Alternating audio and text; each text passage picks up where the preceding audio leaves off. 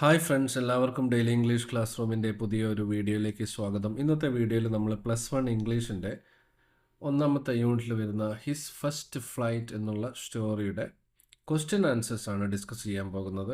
അപ്പം നമുക്കറിയാം, ഇതൊരു കടൽ കാക്കയുടെ കഥയാണ്. ഇത് എഴുതിയിരിക്കുന്നത് ലയാം ഓഫ് ഫ്ലാറ്റി എന്ന് പറയുന്ന വ്യക്തിയാണ്. അപ്പോൾ ഇതിലെ ക്വസ്റ്റ്യൻസ് നമുക്ക് നോക്കാം. ഒന്നാമത്തെ ചോദ്യം, why was the young seagull afraid to fly?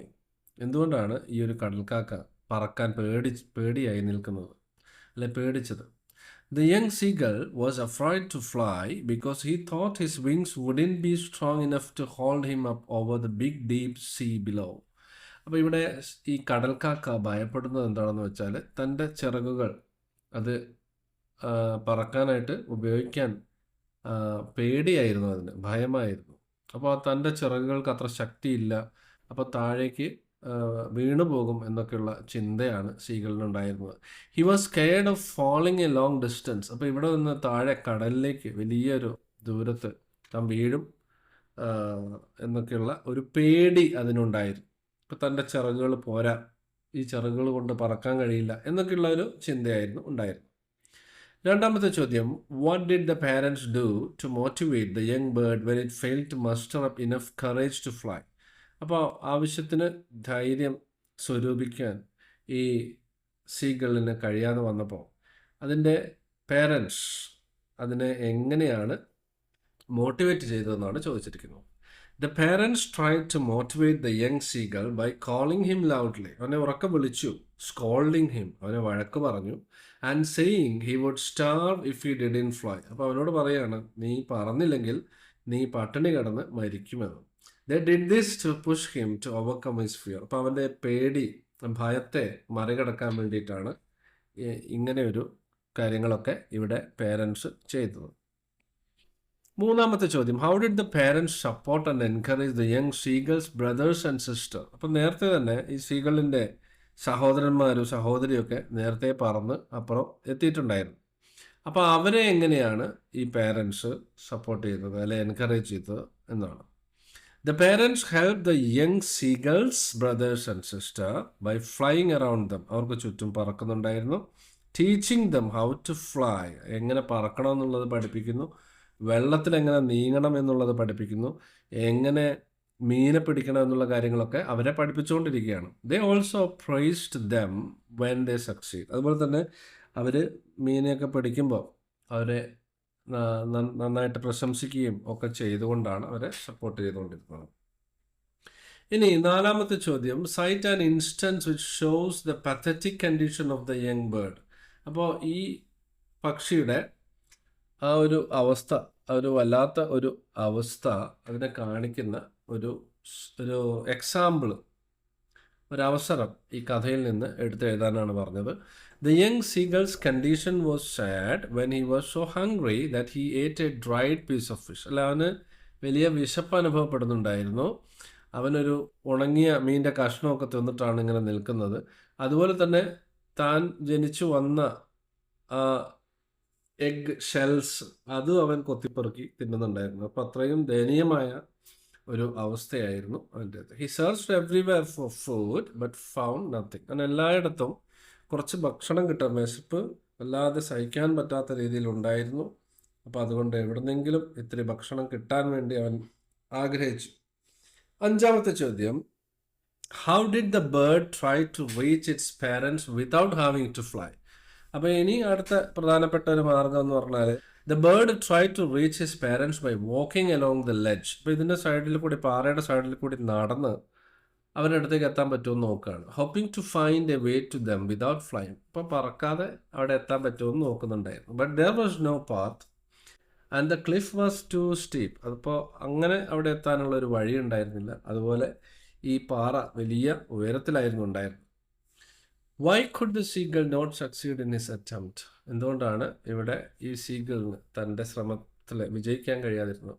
The seagull could not succeed because there was no way to walk along the ledge. ഈ ലെഡ്ജ് എൻ്റെ സൈഡിലൂടെ, പാറയുടെ സൈഡിലൂടെ നടക്കാനുള്ള വഴിയുണ്ടായിരുന്നില്ല.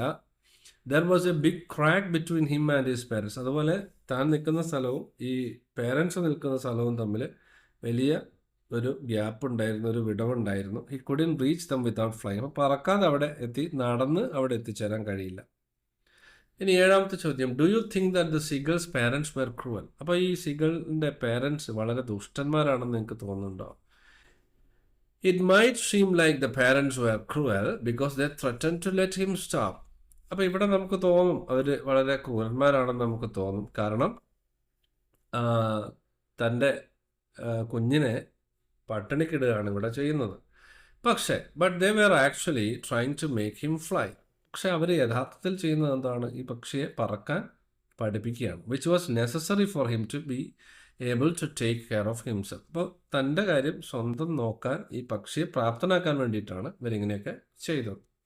അപ്പോൾ അതുകൊണ്ട് ഇതൊരു ക്രൂരമായ ഒരു പ്രവൃത്തിയാണെന്ന് നമുക്ക് പറയാൻ കഴിയില്ല. Can you justify the attitude of the parents? ഈ പാരൻസിൻ്റെ ഈ ഒരു സ്വഭാവത്തെ നിങ്ങൾക്ക് അംഗീകരിക്കാൻ കഴിയുന്നുണ്ടോ? Yes, the parents attitude can be justified. തീർച്ചയായിട്ടും നമുക്കത് അംഗീകരിക്കാൻ കഴിയും. They were being strict to help the seagull learn to fly and become independent. അപ്പോൾ യഥാർത്ഥത്തിൽ ഇവിടെ ഈ പക്ഷിയുടെ പേരൻസ് ചെയ്യുന്നത് എന്താണ്? സീഗളിനെ പറക്കാൻ പഠിപ്പിക്കുകയാണ്. സ്വയം കാര്യങ്ങൾ ചെയ്യാൻ, അവനെ ഇൻഡിപെൻഡൻ്റ് ആക്കാൻ വേണ്ടിയുള്ള ശ്രമമാണ് നടത്തുന്നത്. They wanted him to be able to survive on his. അപ്പോൾ സ്വന്തമായിട്ട് കാര്യങ്ങൾ ചെയ്യാനും സ്വന്തമായിട്ട് ജീവിക്കാനും ഒക്കെ അതിനെ പഠിപ്പിക്കുകയാണ്. Even though their methods seemed harsh. അപ്പോൾ അവർ എടുക്കുന്ന രീതി കുറച്ച് തീവ്രമായതാണെങ്കിലും അവർ യഥാർത്ഥത്തിൽ ഈ പക്ഷിയെ പറക്കാൻ പഠിപ്പിക്കുകയാണ്. Your parents sometimes behave in the same manor. Does it mean that they don't love you? അപ്പോൾ നിങ്ങളുടെ പേരൻസും ഇതുപോലെ നിങ്ങളോട് ചില സമയത്തൊക്കെ പെരുമാറാറുണ്ട് സ്ട്രിക്റ്റായിട്ടൊക്കെ. അപ്പോൾ അതിൻ്റെ അർത്ഥം അവർക്ക് നിങ്ങളോട് ഇഷ്ടമില്ല എന്നാണോ? No, it doesn't mean they don't love you. Parents sometimes push you to do things. അപ്പോൾ നമ്മൾ ചില സമയത്ത് നമ്മൾ ചില കാര്യങ്ങളൊക്കെ ചെയ്യാൻ നമ്മളോട് ആവശ്യപ്പെടുന്നു. Or set rules to help you grow and such. അതുപോലെ ചില നിബന്ധനകളൊക്കെ വെക്കാറുണ്ട്. Even if it feels tough, their goal is to help you. അപ്പോൾ ആ സമയത്ത് നമുക്ക് അത് വലിയ ബുദ്ധിമുട്ടൊക്കെ ആയിട്ട് തോന്നുമെങ്കിലും അത് നമ്മളെ സഹായിക്കാൻ വേണ്ടിയിട്ടാണ്.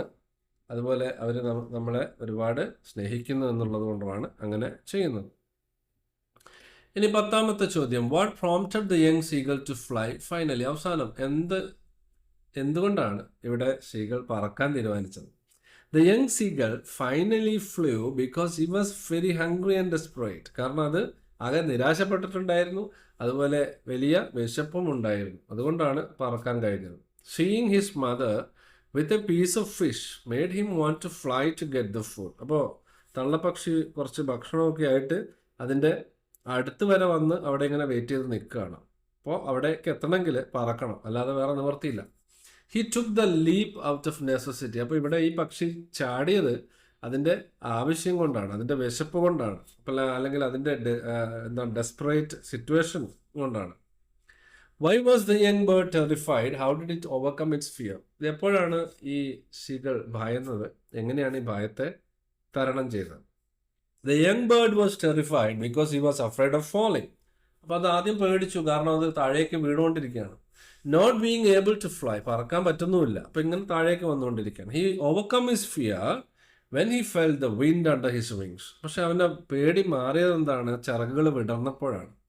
അപ്പോൾ ചിറകുകൾ വിടർന്നു, താൻ പറക്കുകയാണെന്ന് മനസ്സിലാക്കിയപ്പോൾ അവൻ്റെ ആ ഒരു പേടി, ഭയമൊക്കെ മാറി. His wings and realized he was flying. This made him feel more confident. അപ്പോൾ അവന് ഒരു കോൺഫിഡൻസ് കിട്ടുകയാണ്, തനിക്കും പറക്കാൻ കഴിയുമെന്നുള്ളത്. How did the family support the seagull? അപ്പോൾ ഫാമിലി ഉള്ള മറ്റംഗങ്ങൾ, സഹോദരങ്ങളും സഹോദരിയും അതുപോലെ പേരൻസും എങ്ങനെയാണ് സീഗളിനെ സപ്പോർട്ട് ചെയ്തത്? The family supported the seagull by cheering him on. അല്ലെ, അവനെ പ്രോത്സാഹിപ്പിച്ചു, അല്ലെ അവരെ ആർത്ത് വിളിച്ചു. And giving him fish after he flew. അവൻ പറന്നു വന്നതിന് ശേഷം അവന് മീനിൻ്റെ കഷ്ണങ്ങളൊക്കെ കൊടുത്തു. They were excited and happy for him. അവർ വളരെ സന്തോഷിച്ചു. Which made him feel good and accepted. അപ്പോൾ അവനെ എല്ലാവരും അംഗീകരിച്ചു. ഇനി 13ാമത്തെ ചോദ്യം, why couldn't the young seagull stand on the green sea? അപ്പോൾ ഈ കടലിൽ താഴെ എത്തിയതിന് ശേഷം ഈ കടലിൽ നിൽക്കാൻ കഴിയാത്തത് എന്തുകൊണ്ടാണ്? താന്നുപോയത് എന്തുകൊണ്ടാണ്? The young seagull couldn't stand on the green sea because it was water. അപ്പോൾ ജലമായതുകൊണ്ടാണ് താഴേക്ക് പോയത്. His legs sank into it. അപ്പോൾ അതിൻ്റെ മുകളിൽ ആർക്കും കയറി നിൽക്കാൻ കഴിയില്ല, അപ്പോൾ താന്നു പോവുകയാണ്. He couldn't stand or fly away because he was too weak from hunger. അപ്പോൾ അവന് ആദ്യം ഒന്ന് പേടിച്ചു, പക്ഷെ പിന്നീട് വെള്ളത്തിൽ സ്റ്റഡി ആയിട്ട് അതിങ്ങനെ നിൽക്കുകയാണ്, നീന്താൻ കഴിയുകയാണ്. അപ്പോൾ അതും ഒരു പുതിയതായിട്ട് പഠിക്കുന്ന കാര്യമാണ്. അപ്പോൾ അവിടെയും ആദ്യം പേടിച്ചു, തിരിച്ച് പറക്കാനൊക്കെ ശ്രമിച്ചു, പക്ഷെ അതിനുള്ള ആരോഗ്യം ഉണ്ടായിരുന്നില്ല, അതുപോലെ വളരെ വീക്കായിരുന്നു. Do you think that the bird's parents loved him why? ഇപ്പോൾ ഇവിടെ ഈ പക്ഷിയുടെ പേരൻസ് അതിനെ ഇഷ്ടപ്പെടുന്നുണ്ടോ എന്ന് നിങ്ങൾക്ക് തോന്നുന്നുണ്ടോ? എന്താണ് അതിന് കാരണം? Yes, the bird's parents loved him even though they were tough on him. അല്ല, അവനോട് കുറച്ച് ദേഷ്യപ്പെടുകയും അതുപോലെ അവനോട് ക്രൂരമായി പെരുമാറുകയും ഒക്കെ ചെയ്തിട്ടുണ്ടെങ്കിലും അത് അവരുടെ സ്നേഹം തന്നെയാണ് കാണിക്കുന്നത്. കാരണം അവരുടെ ലക്ഷ്യമെന്ന് പറയുന്നത് ഇതിനെ പറക്കാൻ സഹായിക്കുക, സ്വയം പര്യാപ്തനാക്കുക എന്നുള്ളതാണ്. Their goal was to help him learn to fly, പറക്കാൻ പഠിപ്പിക്കുകയാണ്, ആൻഡ് ബി ഇൻഡിപെൻഡൻറ്റ്, അതുപോലെ സ്വന്തമായിട്ട് കാര്യങ്ങൾ ചെയ്യാൻ അവനെ പ്രാപ്തനാക്കിയാണ്. They show love by supporting him when he finally succeed. അപ്പോൾ അവൻ അതിൽ വിജയിച്ചപ്പോൾ അവനെ അംഗീകരിക്കുകയും സപ്പോർട്ട് ചെയ്യുകയും ചെയ്യുകയാണ് അവർ ചെയ്തത്. അപ്പോൾ ഇതിൽ നിന്ന് നമുക്ക് മനസ്സിലാക്കാം പേരൻസിന് ഈ പക്ഷിയോട് വലിയ സ്നേഹമാണ് എന്ന്. അപ്പോൾ ഇത്രയും കാര്യങ്ങളാണ് ഈ ഒരു വീഡിയോയിൽ പറയാനുള്ളത്. നമുക്ക് മറ്റൊരു വീഡിയോയുമായിട്ട് ഉടൻ കാണാം. Thanks for watching and have A nice time.